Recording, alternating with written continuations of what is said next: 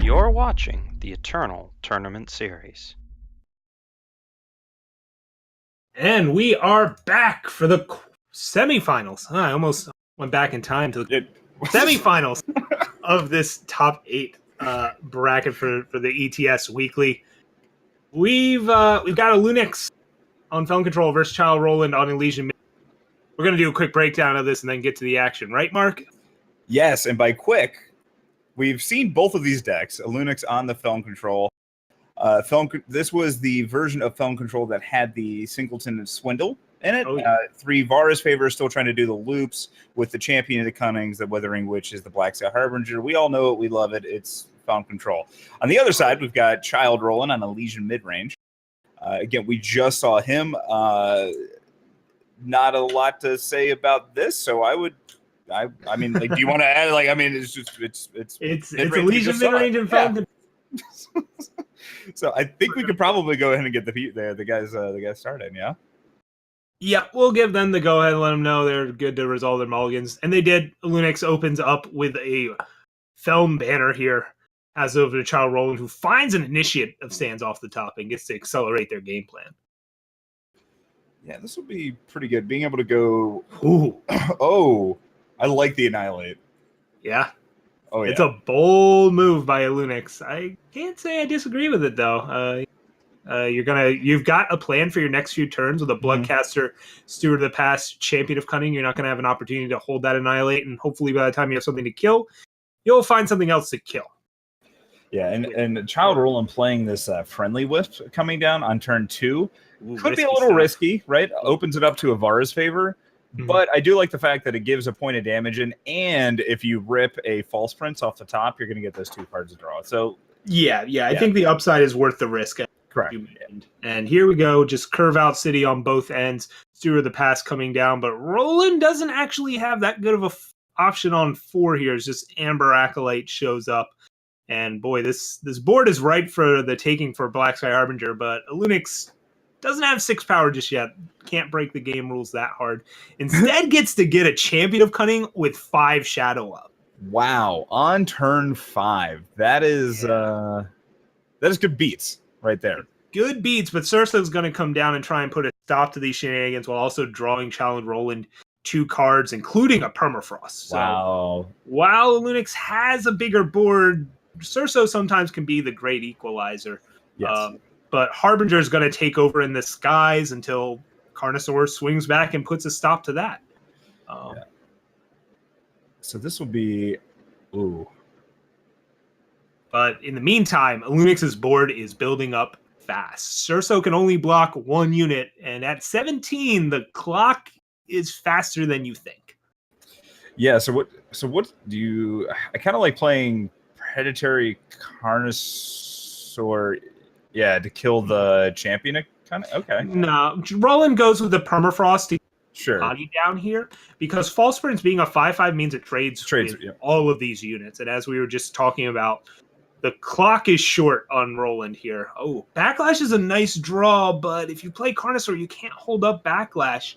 So this is a tough spot. And wow, Roland swings in with Surso, knows that I guess the clock is ticking here or something. Yeah, Carnosaur will take out the Champion of Cunning, and any removal spell from a Lunix will be lethal here. 17 attack in play.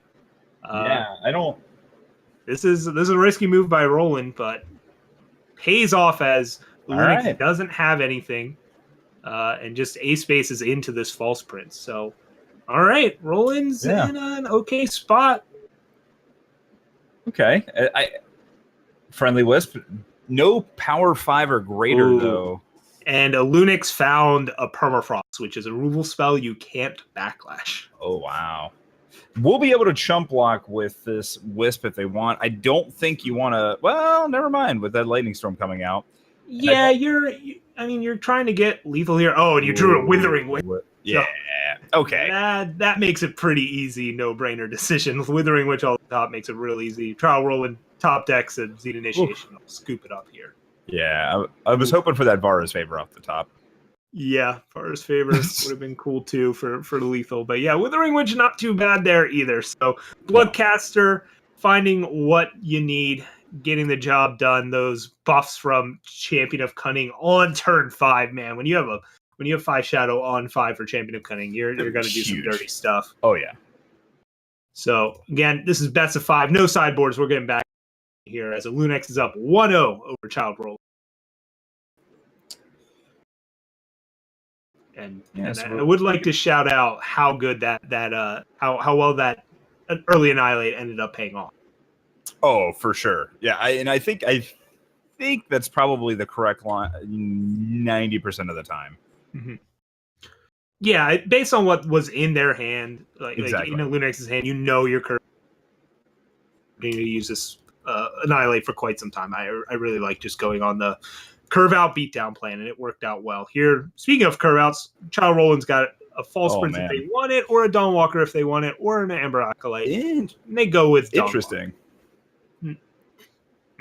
Yeah, why do you suppose the Dawnwalker over a False Prince? I think you'd rather have that die to a Vera's Favor than a False Prince, because a False Prince is actually kind of hard to answer from Felm, other than Vera's Favor. Because a 5/5, if it is a 5/5, it trades with everything out of Felm. We saw that before. Whereas, it does. It's not fun when it dies to Vera's Favor, but here we see a Lightning Storm come out from a Linux and clean up that board. It's pretty good. And then a Felm Bloodcaster get in for 3. Child Roland falling down to 22 has 6 power. So we'll can play a False Prince and hold up Backlash. If Lunix targets False Prince with a spell, it's still going to turn into a frog. But Scouting Party, the draw here from Child Roland. You've already seen a Lightning Storm, but your opponent also plays Black. Card is sometimes you want to save it until you have an Obelisk in play. And instead we see the Carnosaur come down and eat a Felm Bloodcaster. Oh wow! And there it is. Yeah. So dodges that. Maybe kind of thought they could sniff it out because the Withering Witch came down the turn before, but actually Lunix drew that off the top. That's the amazing thing here. But now we'll see, does Roland just go with the Prince? Nah, decides to commit to the Scouting Party this time. And Lunix doesn't have an answer to it yet, but has a lot in their deck and also has some units in play. Yeah, what came off the top? Permafrost. Permafrost, sure. So, and Lunix decides to swing with nothing, wants to deny as much card draws from Chop for now. Which I like that as well. Yeah. Just eat 3 of the units. Yeah, they get 1 point of damage and they draw a card, but that's fine. You gain 3 life, whatever. Yeah, so Scouting Party turns, draw a card, kill a Withering Witch. All right. That's you can live with that if you're the Felm player, and not so happy if you're the. Well, especially when you're the Felm player and you have another Withering Witch and a Death Strike in hand. Yeah. Okay, but now it's time for the Harbinger to swinging in, putting on that clock. Dawnwalker is the draw for Child Roland. Not so hot when there's a Steward on the other side of the board, and I don't think a Lunix is going to trade it with this False Prince while this Harbinger is winning the race. Yeah, because Lunix is basically taking 2 points of damage a turn. And a Lunix has Witch Storm in hand. Might just opt to use the Storm here, though, to start beating with Backlash, Steward, but there's the Backlash. Yep. So Lightning Storm gets the Backlash, which means now the code is clear for this Death Strike. And man, a Lunix drew a Vera. Not coming down anytime soon, but if she ever does show up, that's going to close the door on the game.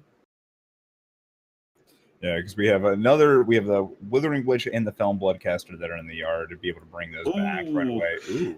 That's a power draw, but it's Vera's Favor, so it kills a Dawnwalker, gets a power, and Lunix opts to not swing with Steward of the Past there, which is a little odd, but ultimately not going to make a huge difference. I don't.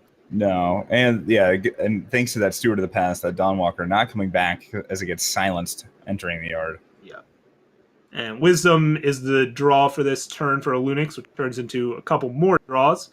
And I think Felm's got this one in the bag. Don't think there's anything Legion can really draw here to turn it around.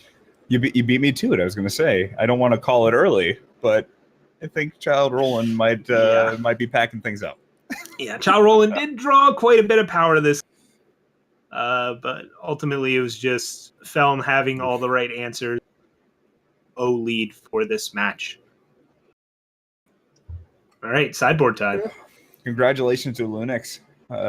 Picking up game. Was that game 2? That's game 2. Yeah, we're 2-0. We're gonna go to sideboards. Right. Oh, that's right. The first game was very quick. Yeah. Yeah. The old 5 mana. Yeah, Felm might be control, turn but 5, it's got big units that can beat you down if the way is clear for them. And we saw that those 2 games. It'll kill you pretty. It's not going to sit around and play with its food. No. So, anyways, in the sideboards, what does Child Roland need to do to get? Is there any magic bull they can bring in that helps this matchup? I mean, like the Reign of, like you could pull a Loco, right? And Mr. Pojo would say Reign of Frogs. Bring that in. Try to answer the Champion of Cunnings. I think that's reasonable. Praxis Displacer seems maybe. I mean, not. It's going to blow up everything. Backlash seems fine. I think seems fine. Yeah, Permafrost, maybe an extra Crystallize, like you can get into these port stalls. Maybe you want that. I do like the Reign of Frogs here. Felm has a lot of like inner working parts, especially because they're also a Vera deck. So Reign of Frogs taking out either a Harbinger or a Witch or a Champion of Cunning or a Vera can have a pretty big impact on the lines of play Felm has available to them to answer the threats you're presenting. So I do agree that Reign of Frogs is a pretty appealing thing to bring in here. You thank Pojo for that. Okay. Thank you, Pojo. Big thanks to Pojo. So on the other end... Yeah, I was about to say... What's coming in? A feeding time? Anything else at all? Lightning Strike answers False Prince, but nothing else really. Is that worth bringing in? Maybe not. It feels like, the deck is what it is. Exactly. I think it's already relatively well positioned. I think Feeding Time is definitely an upgrade to the removal, as it straight up answers a Dawnwalker and or a Surso without having to worry about. I guess Deathstrike answers a Surso too, but Dawnwalker is the number one that comes to mind. Just turning it having a fourth one of that's not. Yeah. Sometimes you see Dawnwalker come out just because it struggles to ever be relevant, but at least with the 4 Obelisk, I think you're more tempted to keep it in, mostly because there's nothing super great to take its place anyways. Yeah, and it looks like the players have saddled up and they're about to start their game, so we'll see. We'll see what kind of choices were actually made. Yep, so we'll hop on back into the booth, see what kind of mulligan decisions we have here. Got a turn 1 initiate with some backlashes. Not a bad spot to be. Yeah, that was a mulligan from Child Roland. Yeah, so as far as mulligans go, a little threat light, but still could certainly be worse, especially drawing that extra power off the top is going to be useful. On the other end, Lunix has a Lightning Storm. So. Ooh. Yeah. Backlash, useful, but generally you need to establish a board first. Would have been fine a turn ago. Well, they had it a turn ago. Well, yeah, that's to be able to cast it. Mm-hmm. Really. On the other end, Lunix has the opposite problem. Plenty of power, not a whole lot to do with it. Opting to not even play out Steward of the Past there, instead using Island's Favor. Yeah. So able to hold up Backlash, but Polymorph at least being able to answer the Steward of the Past. Yep. Child Roland can play a Sandstorm Titan here, but can't hold up Backlash because it's paid on power. So we'll see. Lunix opts to Feeding Time it, and there it goes. Feeding Time takes out the Sandstorm Titan. Steward of the Past bashes on in for 3. Ooh, another Surso not helping things here. Really needed that second Primal Source. Yeah, I mean, also that initial died, but that wouldn't help without having the second Primal. So Child Roland desperately needs a Primal Sigil here. Anything else is not going to be useful, and certainly not a Predatory Carnosaur. So Polymorph comes out here, tries to cut down on the clock Lunix is presenting, as Lunix is on the other end of the power spectrum. 8 power for Lunix, doubling Child Roland's. Will Lunix end up flooding out, or will they find something to do with all this power, as Child Roland does find a Primal Sigil, just in the form of an Amber Aqua. And Child Roland in a spot where they could theoretically stabilize. It's going to be really close. Because important to note, Lunix does not have Channel of the Tempest in the main board, and unclear whether you would bring them in this matchup. Surso can stabilize here. Exactly. Yeah. Child Roland finds another power. Wow, Lunix has a Vera in hand and chose to not play it. Well, it doesn't get back anything else. It didn't get back anything else, but it's a 6/6 deadly against your opponent. Here it will get back a Steward of the Past. Child Roland opted to go with Predatory Carnosaur to kill Steward rather than playing down a Surso, hoping, I guess, to draw another undepleted power source. As he goes down to 5, and Sandstorm Titan shows up. So you can play Titan and hold a Backlash, but I don't know. Not a great spot. I don't know what you're doing here. You're at 5. It's a tough spot to beat. Carnosaur comes down. Yeah, kill Vera, and then you can chump block a Steward, so you go to 1. Then Vara's Favor kills you. I'm a fan. Let's do it. Vara's Favor is going to kill the Amber instead, and Lunix will take this one 3-0. They could have done it the Clownseater way. Yeah, congratulations to a Lunix. Yeah, Lunix moves on to the finals. If they didn't already have one, I don't know the status of that, but Lunix is locked into the finals and locks up that invitational invite.